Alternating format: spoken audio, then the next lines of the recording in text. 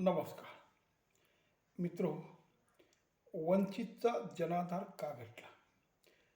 वंचित म्हणजे प्रकाश आंबेडकर यांची पार्टी. हे प्रकाश आंबेडकर हे खूप जुने आणि मुरब्बी राजकारणी आहेत, पण अलीकडे प्रत्येक निवडणुकीत त्यांचा जनाधार घटतो आहे. खरं तर महाराष्ट्रात दलित समाजाची मतं आणि बौद्ध 1,30,00,000 वंचित भरात असताना 2010 यांना 44,00,000 मतं पडली. नंतर विधानसभेत यांचा आकडा 24,00,000वर आला आणि नुकत्याच झालेल्या लोकसभेत यांचा आकडा 15,00,000वर आला. म्हणजे वरून हळूहळू यांचं मताधिक्य आणि लोकांमध्ये असणारी यांच्याविषयी सहानुभूती किंवा यांचा मतदार वर्ग किंवा यांना पाठिंबा देणारा मतदाता हा कमी झाला.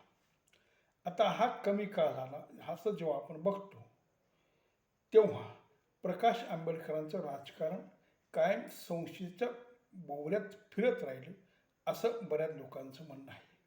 आणि काँग्रेस पक्ष तर नेहमी वंचितला BJPची B2 मानतो. खरं तर काँग्रेस हा धर्मनिरपेक्षवादी पक्ष आणि वंचित ही धर्मनिरपेक्षवादी पक्ष. पण दोघं पक्ष हे BJPला विरोध करतात. BJP हा उजवा आणि हिंदुत्ववादी पक्ष आहे म्हणून. पण काँग्रेस आणि वंचित यांचं कधी जमत नाही. कारण वंचितला नेहमी भीती असते की आपला जो मतदार आहे, आपण जर काँग्रेसची युती केली तर हा मतदार काँग्रेसकडे निघून जाईल. कारण 2024च्या लोकसभेच्या निवडणुकीत वंचितचा मतदार हा बराचसा काँग्रेसकडे निघून गेला आणि वंचितचा फक्त दलित मतदार नाही तर वंचितला मतदान करणारा मुस्लिम मतदाताही यावेळेस काँग्रेसकडे निघून गेला. त्यामुळे वंचित नेहमी काँग्रेसला विरोध करते आणि काँग्रेसला वाटतं की वंचित आपल्यावर आघाडी करत नाही म्हणून ही BJPला मदत करते. पण तसं म्हणता येणार नाही. कारण प्रत्येकाचा जनाधार हा जो तो सांभाळून ठेवत असतो, कारण त्याच्यावरच त्यांची निवडणूक उभी राहत असते. तेव्हा वंचितला वाटत असेल की आपला मतदार काँग्रेस हा पळवतो, तेव्हा साहजिक वंचित हा काँग्रेसला विरोध करतो.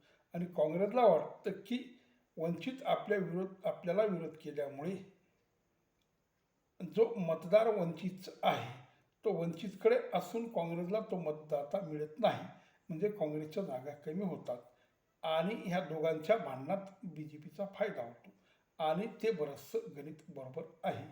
पण प्रत्येकाचं निवडणुकीमधलं सूत्र, निवडणुकीमधला विचार हा वेगवेगळा असतो. त्या पद्धतीने वंचित राजकारण करत आलेलं आहे. पण अलीकडे बरेचसे पक्ष आणि विद्वान वंचितला BJPला अनुकूल भूमिका घेतात असं म्हणून ठपका ठेवत असतात. कारण प्रकाश आंबेडकरने जेव्हा हा पक्ष सुरू केला त्यावेळेस त्यांच्या राजकारणाला राजा ढाले, निळू फुले, अर्जुन डांगळे, अविनाश महातेकर या लोकांनी मदत केली. पण कालांतराने त्यांचा भ्रम निराश झाला आणि ते वंचितपासून लांब गेले. आता मध्यंतरी वंचितने जे महाराष्ट्रातले पुरोगामी विचारवंत आहेत त्यांच्या विरोधात त्यांच्या घरी जाऊन घोषणाबाजी केली आणि त्यांना विरोध दर्शवला. याचं महत्त्वाचं कारण म्हणजे जरी हे पुरोगामी मतं मांडतात आणि हे BJPला विरोध करतात, म्हणजे हे वंचितचीच भूमिका मांडतात, पण वंचितला असं वाटतं की ह्या लोकांनी सरळ सरळ काँग्रेसची बाजू घेतली आणि काँग्रेसला मतदान करा असं यांनी लोकांना सांगितलं आणि तसं प्रोत्साहित केलं. त्यामुळे वंचितचा हक्काचा मतदार हा काँग्रेसकडे निघून गेला. म्हणून वंचित ह्या लोकांना विरोध करतो. खरं तर कुठलाही पक्ष हा मुळात वाढण्यासाठी आणि सत्तेसाठीच उभा राहत असतो. जेव्हा वंचितला असं वाटतं की या लोकांमुळे आपलं नुकसान होते आणि आपला पक्ष वाढत नाही, उलट कमी होतो आणि आपण सत्ताकडे सरकत नाही, त्यामुळे वंचित हा त्या लोकांना विरोध करतो.